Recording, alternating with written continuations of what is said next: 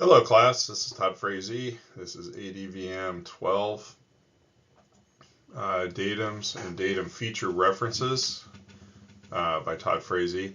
At this point in the book, the unit numbers are not going to match the chapter numbers in the book.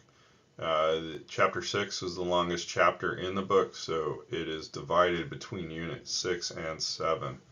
I have divided up the assignments as well so that for this one chapter there'll be separate quizzes and guides and activities. So this should cover the textbook up to page 216. Okay, introduction. In this unit, you'll learn the difference between theoretical datums and physical datum features, as well as how datums are established in manufacturing and the inspection process. You will also explore how to create a datum reference frame using a feature control frames and properly identify datum features with target points, lines, and areas. Additionally, you will practice making accurate datum feature references while following the correct order of precedence. Mastering these concepts will help you ensure that parts are consistently produced and measured according to intent of the design. Our objectives. By the end of this lesson, you will be able to define the difference between a theoretical datum and a datum feature, explain how a simulated datum is established, explain how to create a datum reference frame through references made in a feature control frame, utilize all the methods for identifying datum features, including the use of target points, lines, and areas, and make datum feature references in a feature control frame using the correct order of precedence. Datum feature references identify features from which datums are established. Datum features are physical features on the part. Datum is a theoretical perfect point, line, or plane. And true geometric counterpart, or TGC, is a theoretical geometry used to establish datum from datum feature.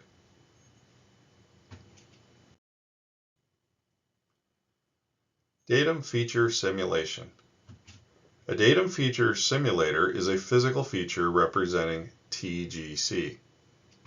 A simulated datum is established by a datum feature simulator, which would be something other than the actual part. So for example, if I were to take a flat surface that's called out as a datum feature and put it on a granite surface plate, and then use my height gauge to measure from that surface plate, that is a simulated datum that I'm using, which is the surface of the surface plate table. Okay, physical and computer-based simulation methods, so you can derive at them through simulations or CMM software. And datums required for some tolerance applications and verification. So for example, I've done a lot of work in aircraft. A datum might be called off the aircraft coordinate system that starts at the nose of the aircraft, and it's 100 feet or 100 feet from the actual part. Okay, datum reference frame.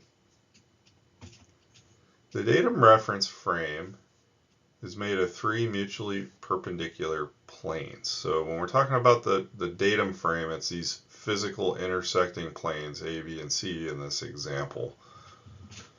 Okay, and they locate an axis that forms an X, Y, and Z coordinate system. A perfect frame located by imperfect datum features can create one. And datum precedence is signified by the order in the feature control frame. So they don't necessarily go in alphabetical order. As you're doing your drawing, you do start with letter A for a datum and work through the alphabet If you go through the entire alphabet, you start again with AA, BB, but the order in which they're called on the drawing has itself, or the part itself references, depends on the order of precedence that you want to design through your design intent. So they are always called alphabetically. Okay, so the purpose of these datum planes is to control degrees of freedom.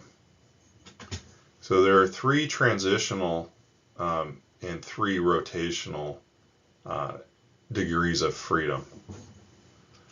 The translational is identified as X, Y, and Z, and parallel to X, Y, and Z axes. The rotational identified is as U, V, and W, and exist around the X, Y, and Z axes. Now, those of you that have worked on the CNCs, they're identified differently on the CNC machines. For whatever reason, the machine builders start at the beginning of the alphabet for the rotational axes. So the concept's the same, but on a CNC machine, you would designate those as A, B, and C for the rotational axes. But in math and related to geometry, you use lowercase u, v, and w. Okay, datum features constrain the degrees of freedom of movement of the part. So it's possible for that feature geometry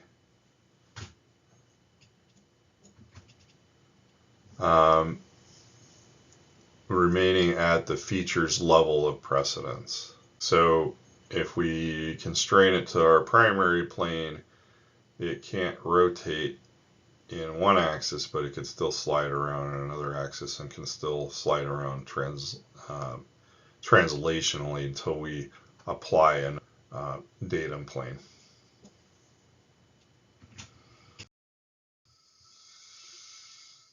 Okay, datum feature symbol. Okay, so it's a square or rectangle containing one or more letters connected to a short leader to a triangle. It identifies a surface and a feature of size as a datum feature. It only applies to physical features. Not required when datum targets are applied. Okay, so datum target, they have, they're not going to call an edge or a surface. They're going to call zones that you can create a simulated daemon with. Okay, the datum feature symbol on flat surfaces or planes. Flat surfaces are commonly used as datum features. They establish a datum plane. And the datum feature may be other shapes. It doesn't have to be a plane, but the high points on imperfect surfaces contacted by a simulator to establish a simulated datum location. So you're using a casting. There's a plane that theoretically you want everything controlled from, but the surface you have isn't flat. That you're going to call out, you could have a fixture, which would be your simulator, up on specific points. And so the theoretical datum is established by simulating where those points contact the fixture. Okay, so the simulation with tool surface, surface plate, or other means.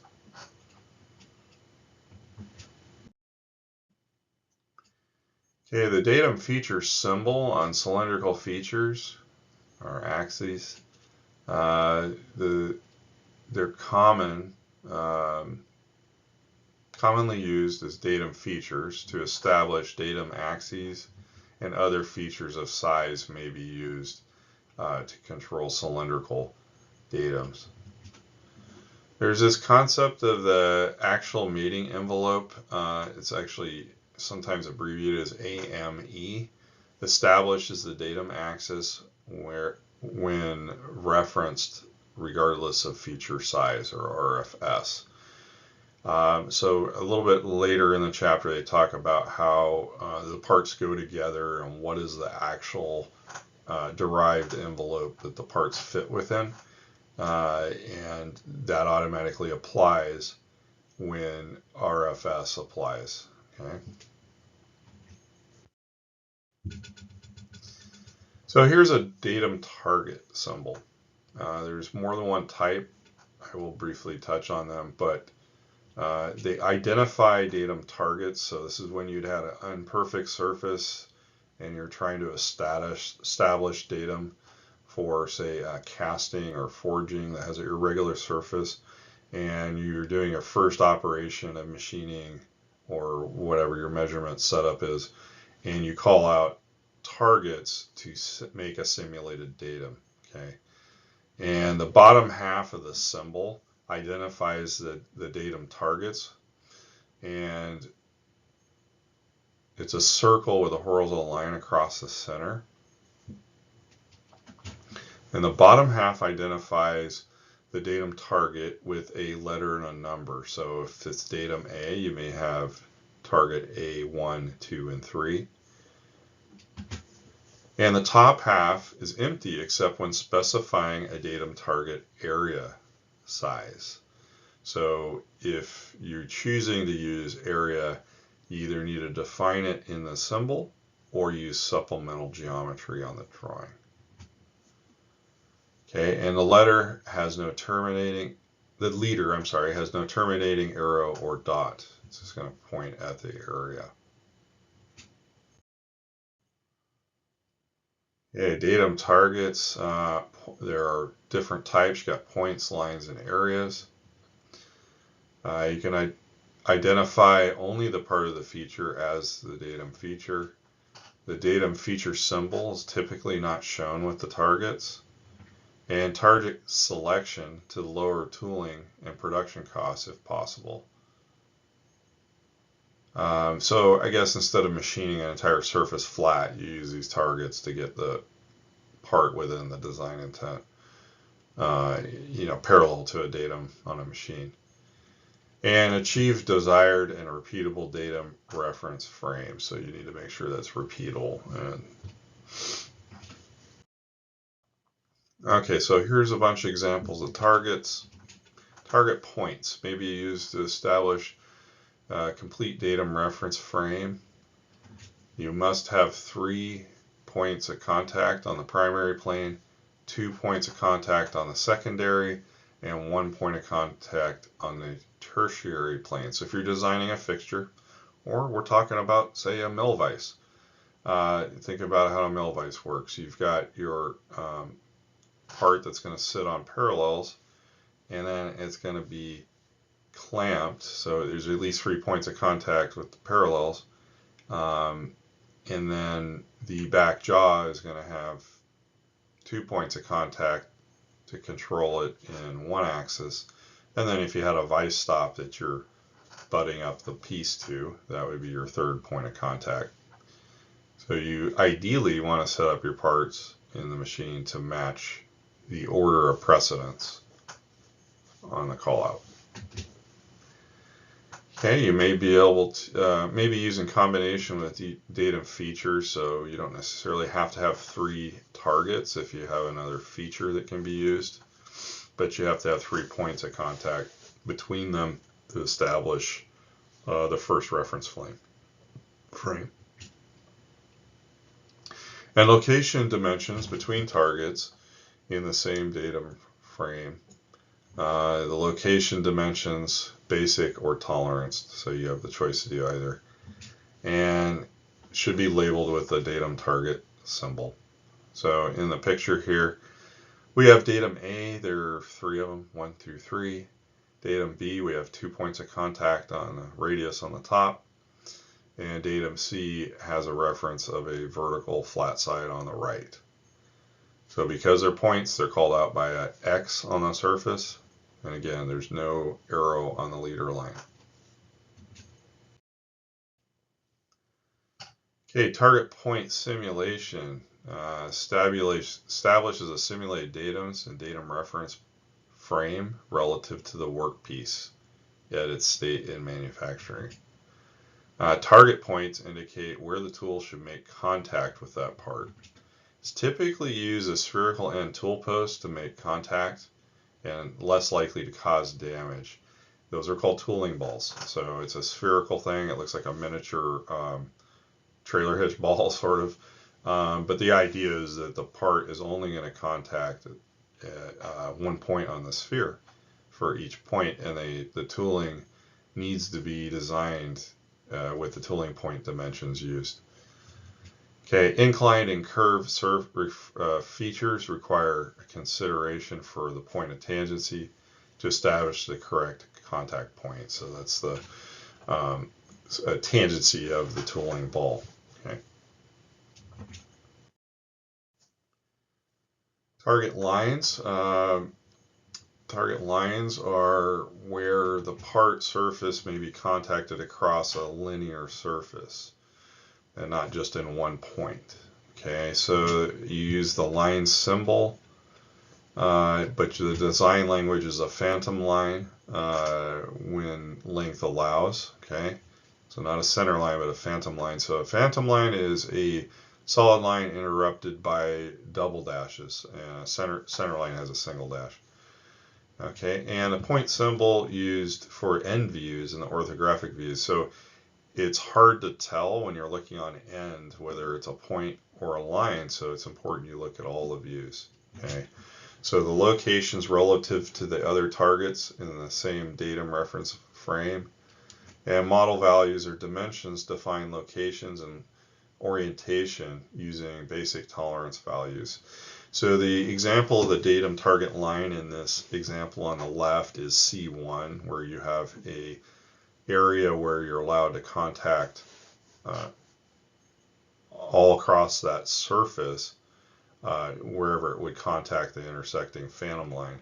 And you should have a dimension of from somewhere on the part where that line is located with supplemental geometry. Okay, target line simulation, simulation of the full length of the target line on the feature. Full contact only if perfect simulation and perfect part feature. Actual contact along the full length not required, so you can still have it contact on a tooling ball with a single point, but it's giving you more degrees of freedom for where that touches the part. And the workpiece and simulator variation may result in partial contact, and the side of a cylindrical surface may be used to make contact, so you could have it the full length of the part. The target areas indicates the locations of tooling surfaces that simulate the target area must be positioned to make contact with the workpiece surface. So instead of a point or a line, you're giving a zone. Okay. Locate each area, define the size, and label with a datum target symbol. Locations relative to the other targets in the same datum reference frame. And phantom lines for the perimeter and orthographic views only. And standard tooling components may affect the shape and size. So typically you do a round thing for a tooling ball, but if you have a different type of feature that's going to contact the part in a feature, it needs to reflect that shape plus a little bit of extra tolerance for variance of the actual piece. And again, often you have to have supplemental geometry, which would be dimensions on the drawing saying how big that zone is and where it's physically located.